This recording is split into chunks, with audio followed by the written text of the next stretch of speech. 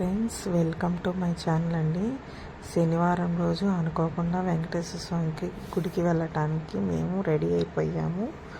Ready అయ్యి మాకు ఇక్కడ దగ్గరలో తెనాలిలో వైకుంఠపురం అనే టెంపుల్ ఉందన్నమాట.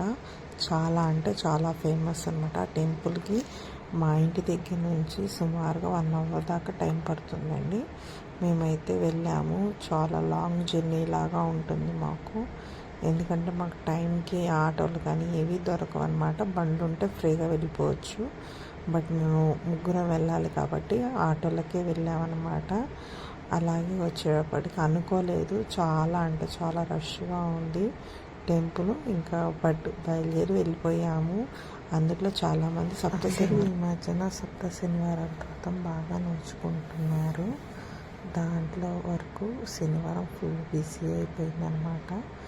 ఇంకా మీరు ఈ బ్లాగ్ చూసి ఎలా వెళ్ళాము, ఎలా దర్శనం చేసుకున్నాము అనేది మీకే అర్థమవుతుంది. ఫుల్ బ్లాగ్ చూడండి ప్లీజ్. మన ఛానల్ కొత్తగా చూస్తుంటే సబ్స్క్రైబ్ చేసుకోండి.